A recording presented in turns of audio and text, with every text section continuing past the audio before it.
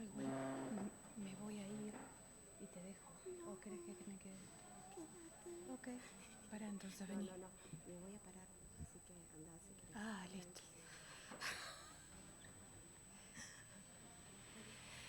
Bueno, yo soy la licenciada Agustina Chile. Bueno, en esta oportunidad vamos a presentar a Macarena Cao Gené. Es licenciada en Psicología de la Universidad de Buenos Aires, es directora de Raíces, miembro de la Comisión Científica SATPE. Le damos la bienvenida a la licenciada para escucharla.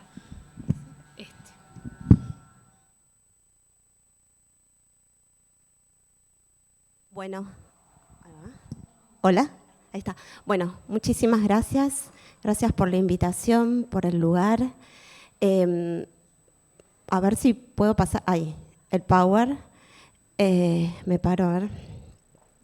Bueno, algo de lo que ya decía Bárbara, voy a trabajar algunas cuestiones que tienen que ver, a ver si con este paso,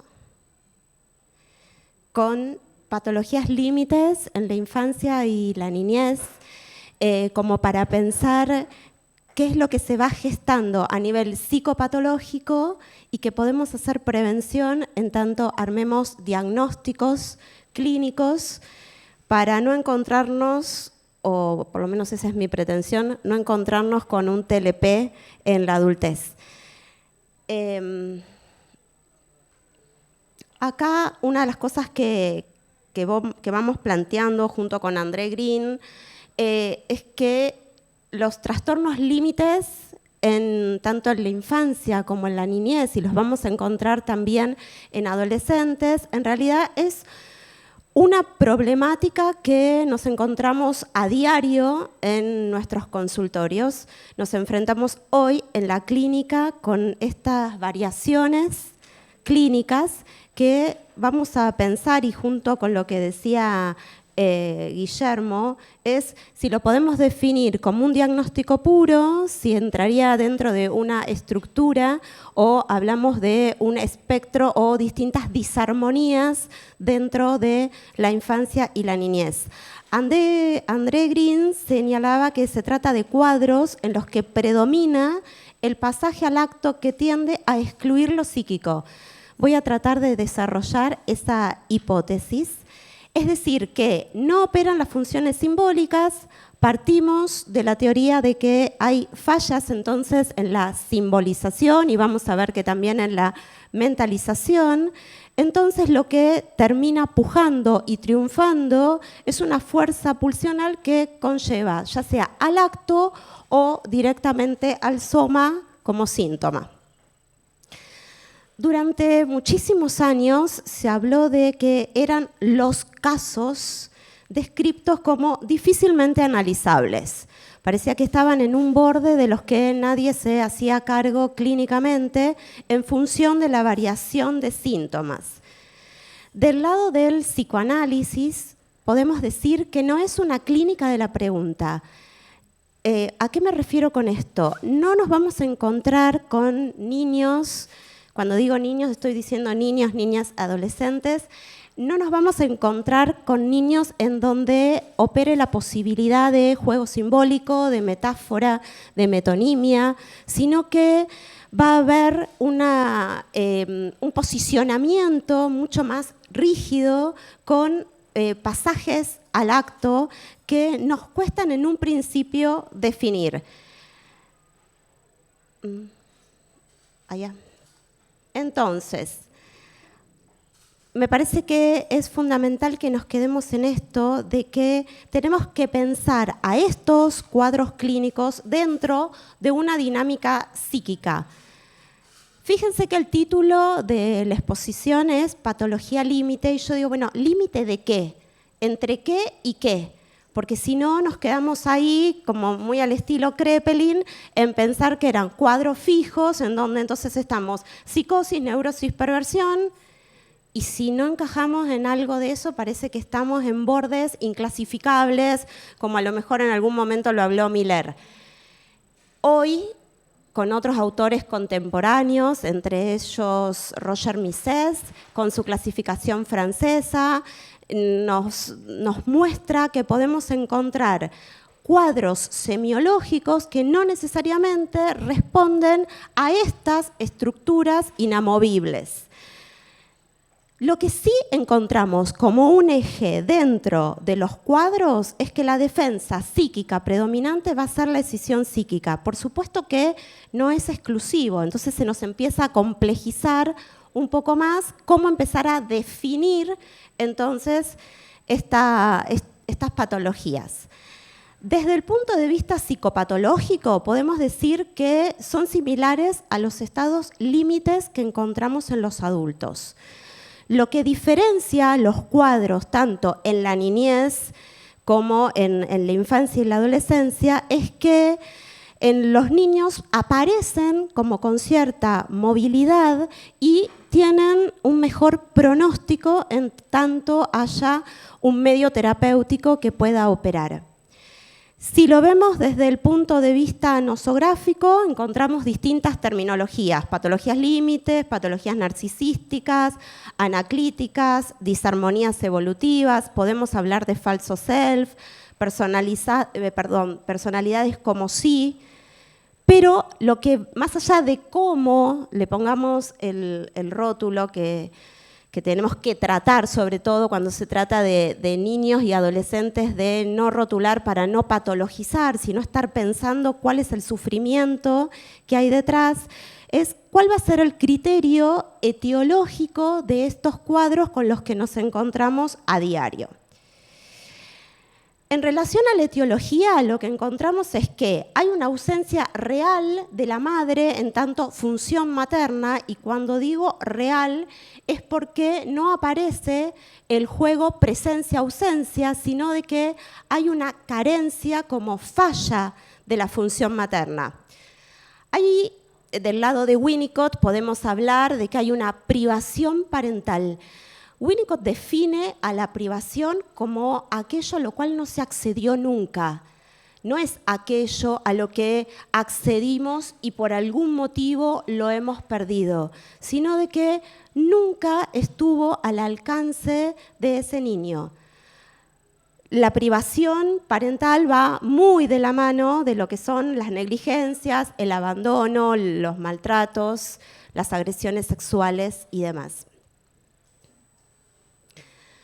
¿Cuáles son los motivos de consulta o cómo es que nos llegan estos niños a consultorio? Y es lo que llamamos las presentaciones clínicas. Fíjense la variación, por eso cuando Guille hablaba de que estamos hablando de un espectro, realmente es un espectro, y cómo hacemos para poder definir igual un diagnóstico no patologizante, pero el diagnóstico marca la dirección de lo que tenemos que hacer. Así que lo fundamental es que podamos hacer diagnósticos, lo cual no significa que ubiquemos una etiqueta de aquí en más y para siempre, pero el diagnóstico va a ser la guía de nuestro tratamiento, si no realmente estaríamos como un barco sin brújula y no solamente estaríamos pensando en una cuestión de falta de ética, sino que la pregunta sería, ¿qué hacemos con ese paciente si no podemos pesquisar cuál es el sufrimiento por el que está atravesado? Entonces, los motivos de consulta aparecen: trastornos de la alimentación, del sueño, no hay control de esfínter, hay un retraso disarmónico que afecta a las funciones generales, pero sobre todo a las del lenguaje, hay una defectuosa integración psicosomática. En niños un poco más grandes, por eso yo diferencio infancia y niñez, es decir, que estamos hablando antes de la pubertad, aparecen componentes depresivos, manifestaciones de ansiedad, que a veces las confundimos con ciertas fobias o con cuestiones obsesivas. Así que hay que estar bien atentos en hacer una lectura integral de la sintomatología o de las conductas que presenta. Aparecen dificultades de aprendizaje y por ende desarrollo cognitivo. Guille hace un rato decía, bueno, hay como casi un mito, ¿no?, de que las psicopatías, y ahora ya vamos a llegar, pero que las psicopatías suelen ser sujetos con mayor inteligencia. Si vamos a lo que tiene que ver con la etiología y cuáles son las fallas en tanto privación, vamos a ver que hay una carencia de desarrollo saludable en el área cognitiva. Así que eso que aparece como mito cae inmediatamente. Aparecen trastornos de conducta, sentimientos de inseguridad de sí y también inseguridad en relación con el mundo. Yo acá abajo coloco, dice, existen formas con escasa sintomatología que permanecen desconocidas por largo tiempo hasta que sobreviene una descompensación, y sobre eso nos vamos a parar ahora, particularmente con ocasión de la reorganización que implican los trabajos psíquicos de la adolescencia. Es decir, que nos podemos encontrar con infantes y niños que presentan esta modalidad clínica, pero nos vamos a encontrar que recién a partir de los trabajos psíquicos puberales y de la adolescencia podemos definir un poco mejor el cuadro clínico. Psicopatología desde una perspectiva psicodinámica, algo de lo que ya vine diciendo en relación a las presentaciones clínicas. Cuando yo acá coloco que los defectos familiares en el apoyo precoz constante, como la disociación familiar, las hospitalizaciones repetidas y rupturas continuas de vínculo, factores socioeconómicos que conducen a la precariedad y a la exclusión, y acá lo aclaro para no caer en que entonces pareciera que son cuadros psicopatológicos que corresponden a un sector socioeconómico. No, no me estoy refiriendo a eso. Por eso aclaro, digo, no estoy hablando de un predominio social como factor. Estoy pensando en cuáles son las funciones ambientales, en tanto lo plantea así Winnicott, considerando el ambiente como el núcleo familiar, la escuela, sí, el medio social, que pueden ser disparadores de una patología, pueden favorecer un crecimiento saludable o por el contrario, pueden restarle en tanto carencia las posibilidades de un desarrollo saludable. Después cualquier cosa, igual el power va a quedar en mental, así que lo van a poder tener. ¿Cómo entonces armamos el diagnóstico? Carlos Tach menciona que estos diagnósticos los podemos en sí realizar dentro del mismo dispositivo analítico. Esto me parece que es fundamental, porque entonces no nos alcanzaría nunca una clasificación al estilo DSM o CIE-10 para decir, bueno, armo un checklist y digo, bueno, entonces estoy frente a un niño que padece una patología límite. No, va a ser dentro del dispositivo analítico que armemos un diagnóstico integral. Hace un rato les mencionaba, la defensa a predominio es la escisión, que no es lo mismo que la represión, como lo podemos encontrar en los cuadros con predominio neurótico.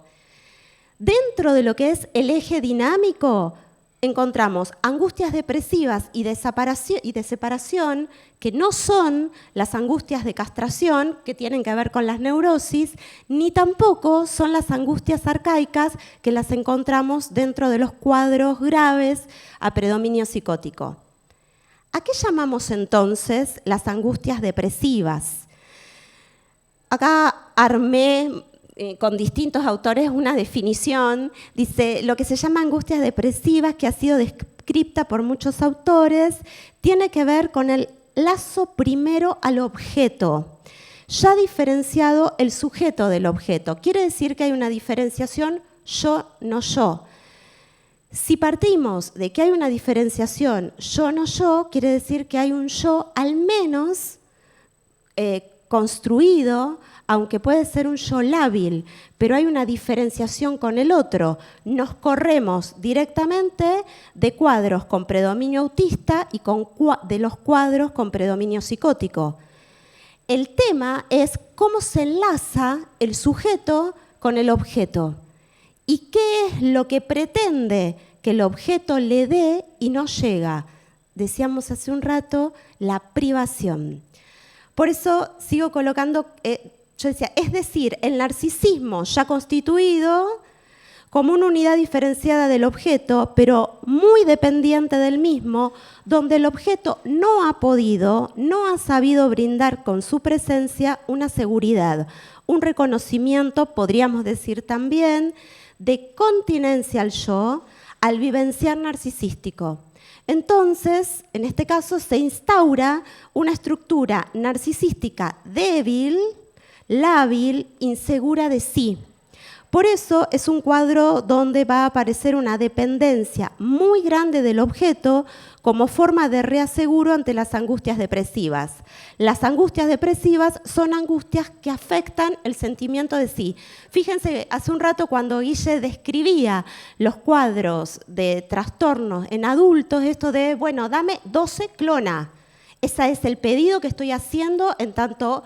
Es el objeto que yo creo que necesito, pero parte de esto, de una inseguridad en función del sentimiento de sí por carencias parentales.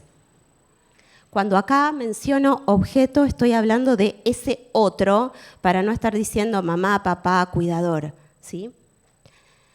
Entonces, los efectos de la elaboración de la posición depresiva, que es lo que venía mencionando recién, el sujeto no llega a afrontar su conflicto interno, decíamos que parte de un yo lábil, ¿sí? Con una inseguridad en sí mismo y con el medio, lo cual lo que está tratando permanentemente es de solicitarle al objeto que lo complete. El objeto no tiene la menor idea qué es lo que ese sujeto, ese niño necesita. Si no, no estaríamos hablando de carencias parentales. Entonces, se arma como si fuera un círculo vicioso en donde espero que el otro me dé con una inmediatez para no desorganizarme aún más, pero no sé ni lo que quiero, ni el otro sabe qué es lo que necesito para reorganizarme. Por eso acá les decía que a pesar de estos fallos y fijaciones como elemento positivo, que el niño llega a reconocer a la madre como un objeto total y derivado de ello accede a un sentimiento de sí mismo con diferenciación entre sí y el no sí, es decir, self y no self, yo, no yo, pero la diferencia es que la separa de las patologías límites de las organizaciones psicóticas, que hay un reconocimiento mínimo de el otro y uno mismo. Acá voy a resumir, igual como les dije, después puedo dejar el PPT, tomando distintos autores, vuelvo. La importancia de la posición en tanto las funciones maternantes y paternantes que dan sostén y algunos autores como Winnicott que hablan de holding, Ancier va a hablar de el sentimiento de esperanza de sí. ¿Qué sucede en las patologías límites? Nos encontramos con una función materna encarnada por lo general en la madre que tiene una incapacidad para asumir plenamente ese sostén, fracasa parcialmente en la construcción de mecanismos para excitación, es decir, no logra libidinizar a ese bebé. Lo que, si seguimos lo planteado por Pierre Aulagnier, nos vamos a encontrar que por lo general se trata de madres que están atravesando duelos, madres con una posición depresiva, que de ese objeto, hijo, de ese objeto lo hacen todo para sí, no pueden armar ellas la diferenciación con el otro, entonces no le pueden brindar el sostén porque no hay un reconocimiento de las emociones, que es lo que decía Guille en un principio, no hay reconocimiento de las emociones y agrego, ni de las sensaciones, ¿sí? Entonces encontramos que vienen niños con una temperatura ambiente con 40 grados de calor y la madre dice, no, le puse la campera porque tiene frío. Y el niño tiene o dice tener frío, ¿sí? Por eso está esa dificultad en la labilidad yoica, ¿sí? En donde queda entonces amparado y muy cerquita de ese objeto como garante. Si bien hay diferenciación, no puede darse una separación saludable y queda, en términos de Winnicott, en una etapa de fusión con el objeto materno. Entonces, con este tipo de función maternante, ¿qué nos queda para los niños? Queda sometido a la irrupción de emociones pulsionales desorganizadoras, las defensas son arcaicas, hay una construcción duradera del funcionamiento del falso self, así va creciendo.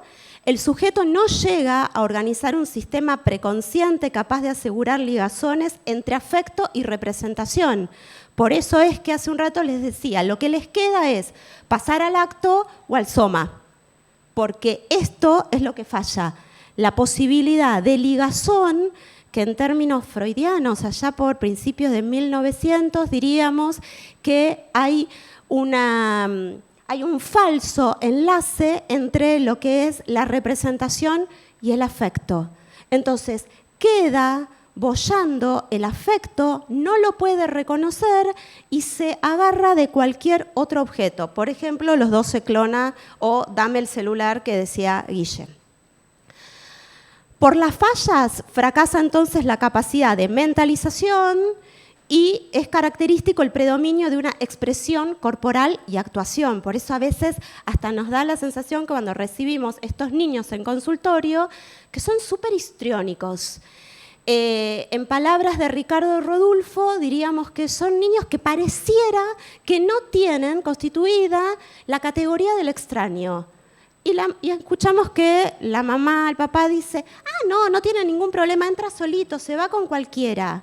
Ahí a mí ya, más allá de mi frizz, los pelos se me ponen de punta porque digo, no, un niño no se puede ir con cualquiera, porque eso, si se va con cualquiera, es que no está instalada la noción de riesgo y no está instalado que el otro es un otro diferente que al mismo tiempo puede dañar. ¿Sí? Sigamos. En relación a lo que nos plantea Winnicott, podemos ver que para poder hacer estos diagnósticos encontramos una gran dificultad en lo que tiene que ver con la transicionalidad. Los objetos transicionales faltan o aparecen escasamente investidos. El niño no accede a una plena capacidad de jugar solo. Necesito permanentemente del objeto para poder sostenerme, ¿sí? Eso lo encontramos después en los adultos, pero lo vemos ya en los niños. Y no es el deseo de compartir con el otro, de mamá, vení, mirá la prueba que estoy haciendo, mirá lo que hago, mirá la torre. No puedo realizar ninguna actividad si no tengo al otro en presencia como sostén. Hace un rato les mencionaba que una de las carencias que aparecen en lo que es la constitución psíquica con cuadros con esta psicopatología predominio es que la presencia-ausencia es el binomio. Entonces encontramos que lo necesito presente o el objeto deja de existir como privado.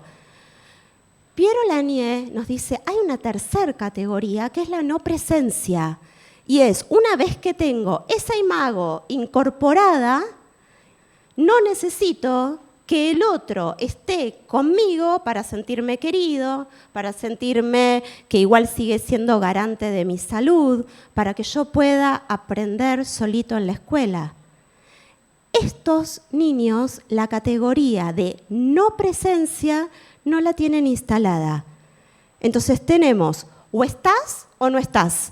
No pueden dormir solos, no pueden jugar solos y se confunde a nivel clínico diagnóstico con lo que son los trastornos narcisistas no psicóticos. La gran diferencia es cómo aparece la disarmonía, que ahora voy a eso. Esperen, una cosa importante acá. Son niños heridos en su capacidad de reverie, concepto de Bion, de representación y de construcción de la novela familiar. no pueden dominar la realidad ni elaborar el contenido de impulsos pulsionales arcaicos que refuerzan los mecanismos de escisión y desligamiento. Por eso nos encontramos clínicamente que no se hacen cargo de nada. Y uno dice, pero ¿cómo? Acabas de cortarle los bigotes al gato. Yo no fui. Y vos decís, y está con la tijerita en la mano, ¿eh? Yo no fui, fue solo. Y uno dice, ¿pero qué? ¿Nos está manipulando? ¿Nos está engañando? ¿Qué es lo que sucede ahí? No está la capacidad intrapsíquica de poder hacerse cargo de sus propios actos porque sus actos están siempre anudados a lo que no tuvieron por privación del otro. ¿Sí? Entonces, la culpa es del otro. Por eso, en un principio les mencionaba que tienen o un pasaje al acto o un pasaje al soma.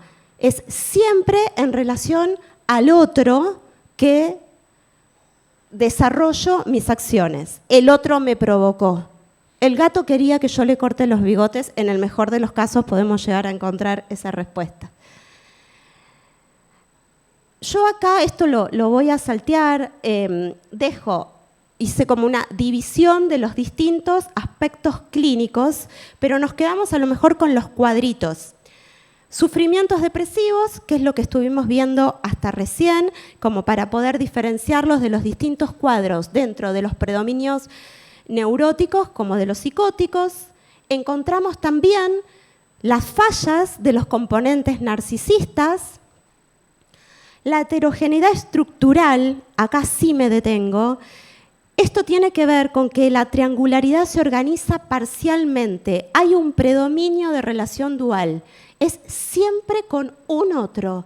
Pareciera que el resto no existe. Entonces, le pido al psiquiatra los 12 clonas, le pido a mi novia que venga porque si no me tajeo los brazos. Es siempre una relación con un otro en donde el tercero, por lo menos a nivel psicoanalítico, que podríamos pensar que el tercero viene a inaugurar algo de la ley para organizar esa desorganización primaria, no existe.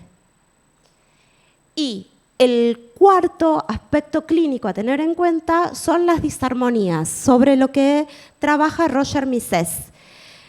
Los niños dependen de un sistema homeostático cerrado que no autoriza las modificaciones propias de la fase de latencia, es decir, que corre con ello el peligro de encontrar serias dificultades en el momento de confrontación ulterior a las mutaciones que impone la adolescencia.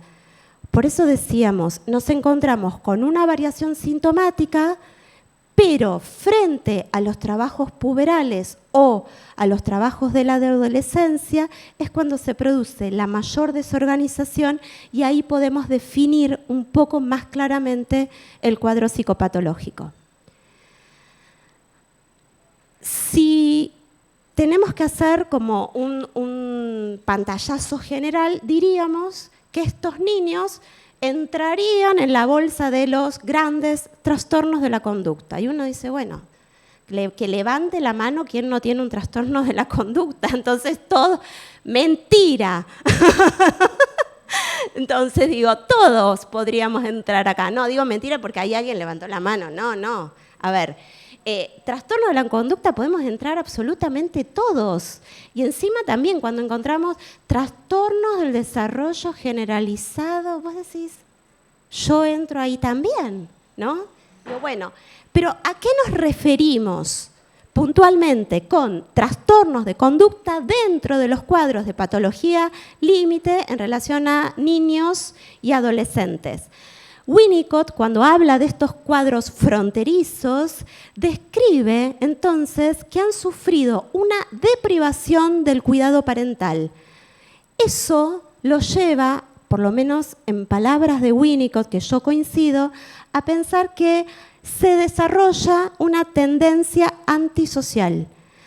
Y acá, claro, algo también ya me expolió Gemar, pero bueno, nada, lo vamos a dejar pasar. La tendencia antisocial no es delincuencia, ¿sí? Porque si no enseguida asociamos, entonces es un delincuente o va a ser. Eso es lo mejor, ¿no? Porque nos convertimos como en Nostradamus y va a ser un delincuente, ¿sí? Entonces, la tendencia antisocial se diferencia de la delincuencia, en tanto podemos pensar que la delincuencia es una defensa antisocial organizada con beneficios secundarios y reacciones sociales.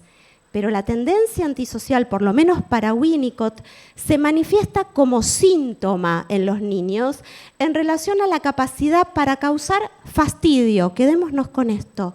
Fastidio en tanto ataca a los otros y a las normas sociales. ¿Qué es entonces la tendencia antisocial? No es un diagnóstico en sí mismo. Pueden aparecer en distintos cuadros psicopatológicos. Hay una relación directa entre tendencia antisocial y la deprivación. En estos cuadros de tendencia antisocial, los niños, en una segunda etapa del desarrollo, estamos hablando entonces ya cercanos a la adolescencia, el ambiente dejó de sostenerlos.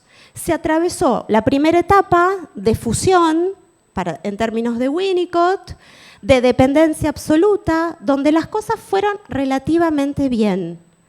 Pero en una segunda etapa de dependencia relativa, el ambiente lo prive de su presencia real o emocional y de sostén.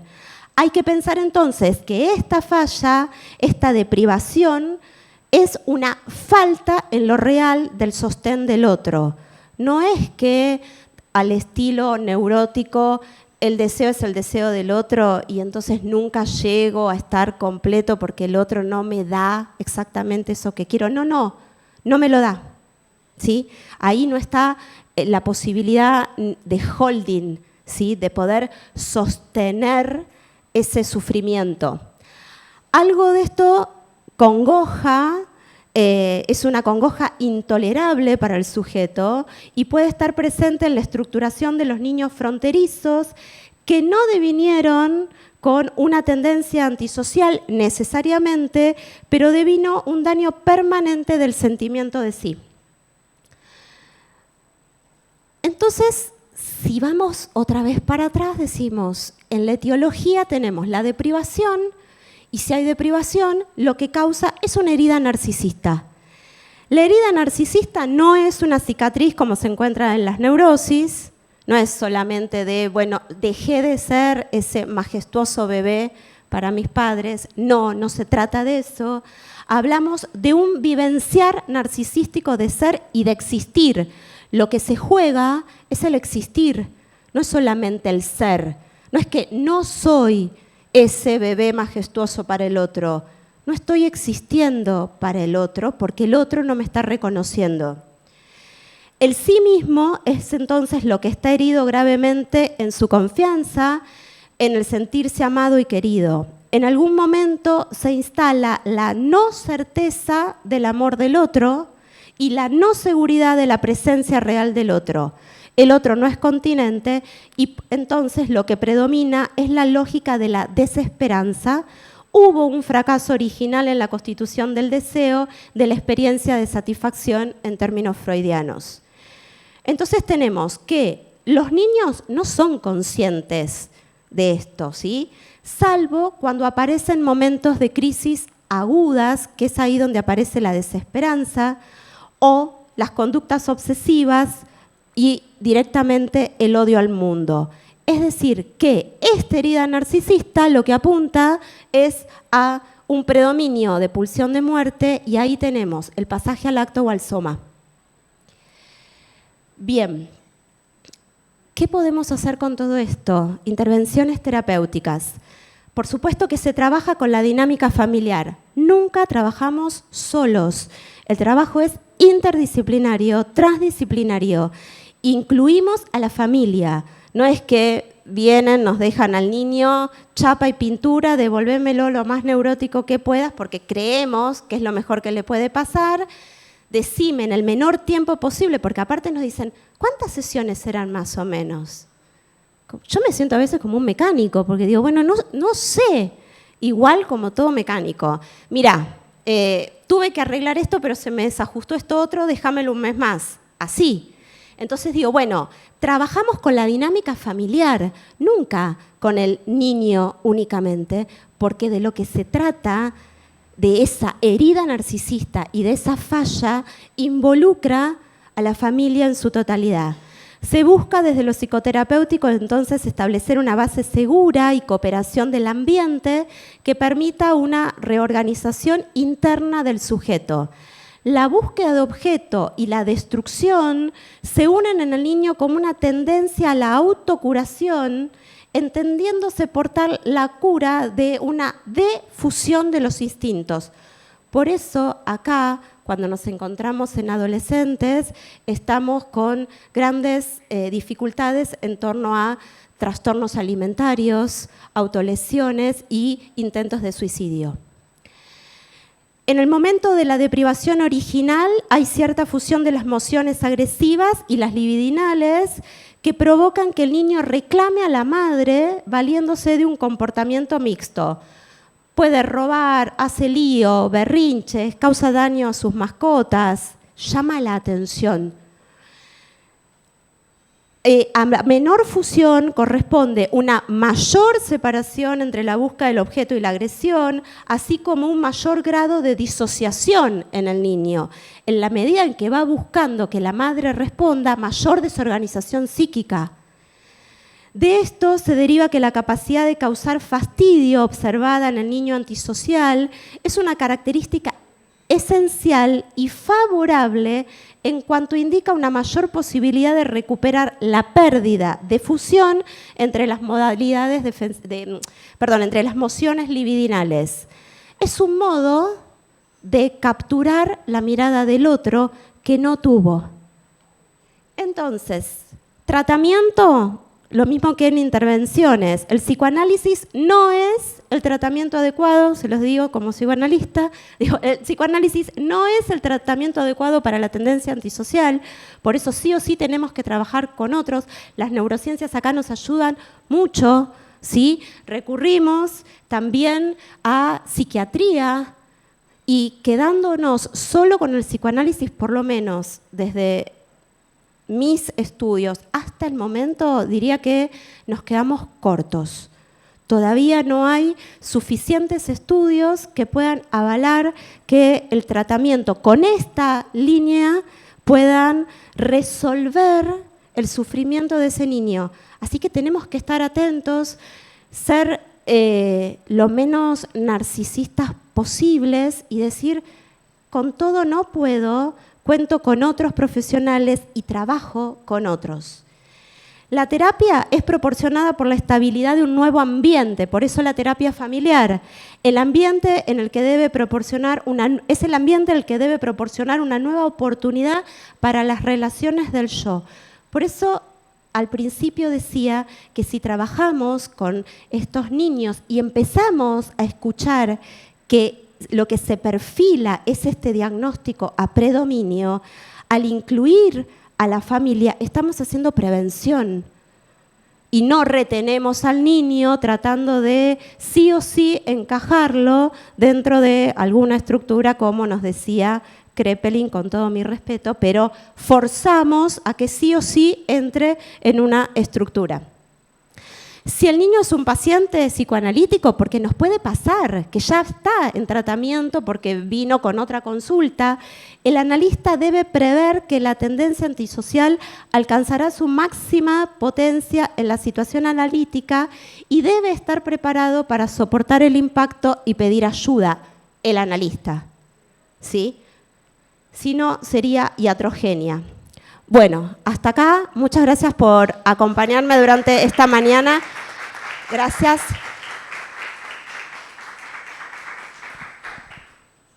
Ojalá que tengan 1000 preguntas, no para que me las hagan a mí, sino para que se queden ustedes pensando y pudiendo, sí, tener en cuenta que nos encontramos con estos diagnósticos y que no tenemos respuesta para todos. Era broma la que no pueden hacer preguntas. Si quieren, estoy acá.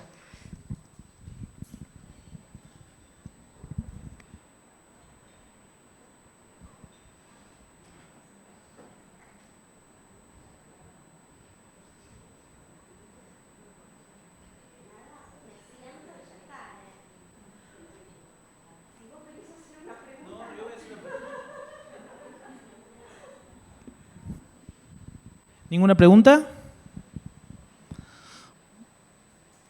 Bueno, vamos a poner la ponencia entonces del doctor Nicolás Domínguez de Santa Fe y después vamos a comer. La idea es que se queden presos y cautivos aquí hasta las 5 o 7 de la tarde más o menos y que después hagamos una causa por privación ilegítima de libertad, pero por lo menos con comida. Así que siempre la excusa de la comida es para que no se vaya nadie, así que vamos a ver a Nicolás Domínguez. Nicolás Domínguez es un psiquiatra amigo de Santa Fe, que se contactó hace unos años con la Sociedad de Trastornos a hacer un poco lo mismo que les decía al principio. Y empezamos, él trabaja en APSA, la Asociación de Psiquiatras Argentinos, haciendo trastorno límite de la personalidad, desde tecnicismos un poco más psicofarmacológicos, es un tema del cual poco tenemos y poco sabemos, así que vamos a ver la conferencia de él y después nos quedamos a comer y a compartir las preguntas o las inquietudes que tengamos hasta el momento.